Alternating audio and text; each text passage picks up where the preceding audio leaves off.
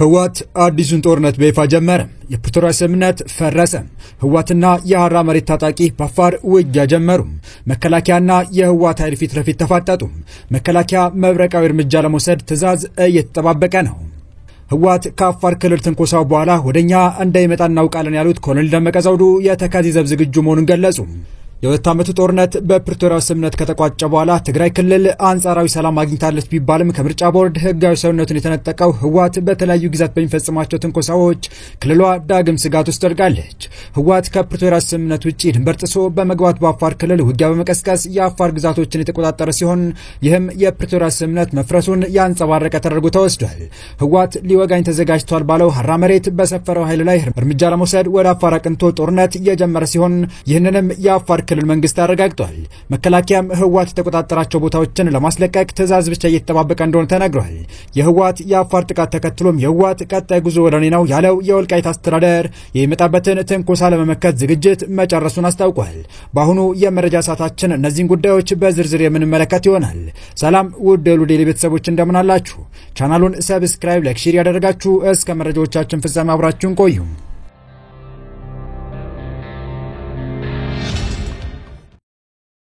ህወሓት በአፋር ክልል 6 መንደሮችን በመቆጣጠር በንጹሃን ዜጎች ላይ ጥቃት መፈጸሙ ተገለጸ። የክልሉ መንግስት ራሱን ከማንኛውም ውጫዊ ጥቃት የመከላከል ኃላፊነቱን እንደሚወጣ አሳስቧል። የህዝባዊ ወያነ ሓርነት ህወሓት ቡድን በትላንትናው ዕለት በአፋር ክልል ወሰን ውስጥ በመግባት 6 መንደሮችን በመቆጣጠር ንጹሃን በሞርተርና በዙ 23 መደብደብ መጀመሩን የክልሉ መንግስት ገልጿል። ቡድኑ በአፋር ክልል በዞን 2 በመጋሌ ወረዳ ቶንሳ ቀበሌ ዋራና ሚልኪ በሚባሉ ልዩ አካባቢዎች ወሰን ተሻግሮ በመግባት ከምሽቱ 1 ሰዓት አካባቢ ጥቃቱን መፈጸሙ የተገለጸው። በዚህም ቡድኑ በንጹሃን የአፋር አርብቶ አደሮች ላይ የከባድ መሳሪያ ተኩስ በመክፈት የፕሪቶሪያ ስምምነት በግጭት አዋጅ በግልጽ አፍርሷል ሲሉ የክልሉ መንግስት ማምሻውን ባወጣው መግለጫ አስታውቋል። ህወሓት በቶንሳ ቀበሌ ላይ ተኩስ በሚከፍትበት ወቅት ሰላም ወዳድ የአፋር ሽማግሌዎች እንዲመለሱ ቢማጸኗቸውም አሻፈረኝ በማለት ግጭቱን መጀመሩ ገልጿል። ለ2 ዓመታት የቆየውን የትግራይ ጦርነት ጥቅምት 23 ቀን 2015 ዓ.ም በፕሪቶሪያ በፌዴራል መንግስትና በህወሓት መካከል ለ10 ቀናት በዘለቀ ድርድር በፊርማ መጠናቀቁ ይታወሳል። ነገር ግን የሰላም ስምምነቱ አብዛኞቹ ቁልፍ ጉዳዮች እስካሁን ሳይፈቱ የቆዩ ሲሆን የህወሓት አመራሮች በመከፋፈላቸው ምክንያትም ክልሉ ከ2 ዓመት አንጻራዊ ሰላም በኋላ ዳግም ወደ ግጭት ለመግባት መቃረቡ ከሰሞኑ በተደጋጋሚ ሲገለጽ ቆይቷል። ህወሓት ከ5 ዓመት በፊት በሰሜን ዕዝ ላይ የፈጸመውን ጥቃት ለመዘከር ሰኞ ጥቅምት 24 ቀን 2018 በተካሄደው መድረክ ላይ ንግግር ያደረጉት የጦር ኃይሎች ጠቅላይ ኤታማዦር ሹም ፊልድ ማርሻል ብርሃኑ ጁላ ህወሓት ከፕሪቶሪያ ስምምነት በኋላ የሰራቸው ትንኮሳዎች፣ ስራዎችና ሴራዎች ወደ ጦርነት ለመግባት በቂ ናቸው፣ ከበቂም በላይ ነው ማለታቸው ይታወሳል። ህወሓት በክልሉ እሁድ ጥቅምት 23 ቀን 2018 ባወጣው መግለጫ የኢትዮጵያ መንግስት ለሌላ ዙር ጦርነት ለመካሄድ ግልጽ እንቅስቃሴ እያደረገ ነው ሲል ከሷል። በፕሪቶሪያ ስምምነት አማካኝነት መፈጸም የነበረባቸው ተግባራት ተፈጻሚ ያለመሆናቸውን የገለጸው ቡድኑ የዓለም አቀፍ ማህበረሰብ መንግስት ወደ ሁለተኛ ዙር ጦርነት ለመግባት የሚያደርገውን እንቅስቃሴ እንዲያስቆም አሳስቧል። ነገር ግን ይህንን ተከትሎ በትናንትናው ዕለት የህወሓት ቡድን የአፋር ወሰን ተሻግሮ በመግባት ከምሽቱ 1 ሰዓት አካባቢ በንጹሃን የአፋር አርብቶ አደሮች ላይ የከባድ መሳሪያ ተኩስ ለመክፈቱ ተገልጿል። የክልሉ መንግስት ጥቃቱን አስመልክቶ ባወጣው መግለጫ ከትናንት ጥፋቱ የማይማረው የህወሓት ቡድን ከድርጊቱ በአስቸኳይ ካልተቆጠበ የአፋር ብሔራዊ ክልል መንግስት የዜጎች ደህንነትና የወሰኑን ክብር የማስጠበቅ እንዲሁም ራሱን ማንኛውም ውጫዊ ጥቃት የመከላከል ኃላፊነቱን እንደሚወጣ እንገልጻለን ሲል አስጠንቅቋል። የፌዴራል መንግስትና ህወሓት በፕሪቶሪያ ታሪካዊውን የግጭት ማስቆም ስምምነት ከተፈራረሙ ከ3 ዓመታት በኋላ ስምምነቱ አደጋ ላይ የሚጥል አዲስ ውጥረት በአፋር ትግራይ ድንበር ተቀስቅሷል። የአፋር ክልላዊ መንግስት የህወሓት ታጣቂዎች የግጭት ማቆም ስምምነቱ በግልጽ በመጣስ ረቡዕ ጥቅምት 26 ቀን 2018 ዓ.ም ምሽት ላይ ድንበር ተሻግረው በንጹሃን ላይ ጥቃት መፈጸማቸውን ቀስሷል። የአፋር ክልል መንግስት ምሽቱን ባወጣው መግለጫ እንዳስታወቀው የህወሓት ታጣቂዎች ከምሽት 1 ሰዓት ገደማ ጀምሮ በክልሉ ዞን 2 መጋሌ ወረዳ ቶንሳ ቀበሌ በኩል ወደ አፋር ግዛት ገብተዋል። ሪፖርቱ እንደሚጠቁመው ታጣቂዎቹ ዋራና ሚልኪ የተባሉ አካባቢዎች ጨምሮ 6 መንደሮችን በኃይል በመቆጣጠር በአካባቢው አርብቶ አደሮች ላይ በሞርተርና በዙ 23 የከባድ መሳሪያ ተኩስ ከፍተዋል። መግለጫው አክሎም ታጣቂዎቹ ተኩስ በከፈቱበት ወቅት የአፋር ሽማግሌዎች ጣልቃ ገብተው ግጭቱ እንዲያቆሙና ታጣቂዎች ወደ መጡበት እንዲመለሱ ቢማጸኗቸውም ቡድኑ አሻፈረኝ በማለት ግጭቱ ማስከተሉን ክልሉ ገልጿል። የአፋር ክልላዊ መንግስት በመግለጫው ህወሓት የፕሪቶሪያ ስምምነት በግልጽ አፍርሷል ሲል እየከሰሰ ሲሆን ቡድኑ ከፈጸመው ጠባጫሪ ድርጊት በአስቸኳይ ካልተቆጠበ የአፋር ክልል የዜጎችን ደህንነትና ሉዓላዊ ድንበሩን ከውጫዊ ጥቃት የመከላከል የማስጠበቅ ኃላፊነቱን እንደሚወጣም በጥብቅ አስጠንቅቋል። ይህ ዘገባ እስከተጠናቀረበት ድረስ የትግራይ ጊዜያዊ አስተዳደር በአፋር ክልል መንግስት በቀረበው ውንጀላ ዙሪያ በይፋ የሰጠው ምላሽ የለም። ይህ አዲስ ግጭት የተከሰተው የኢትዮጵያ ጦር ኃይሎች ጠቅላይ ኤታማዦር ሹም ፊልድ ማርሻል ብርሃኑ ጁላ ከሁለት ቀናት በፊት ህወሓት ከፕሪቶሪያ ስምምነት በኋላ ፈጽሟቸዋል ያላቸውን ትንኮሳዎችና ሴራዎች ወደ ጦርነት ለመግባት ከበቂ በላይ ናቸው ሲሉ ጠንካራ ማስጠንቀቂያ ከሰጡ በኋላ መሆኑ የሁኔታውን አሳሳቢነት ጨምሮታል።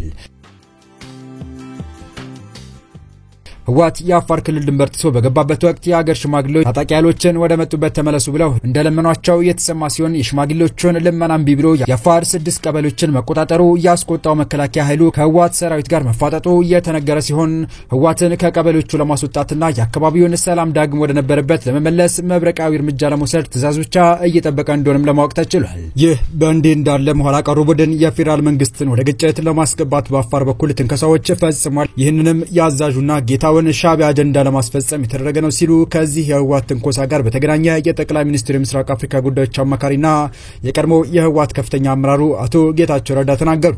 ጥቂት የትግራይ ኃይል አመራሮች በሻዕቢያ ትዕዛዝ ሰጪነት በፌዴራል መንግስት ላይ ትንኮሳ እንደጀመሩና የትንኮሳ እንዲያቆሙ አቶ ጌታቸው ረዳ አሳሰቡ።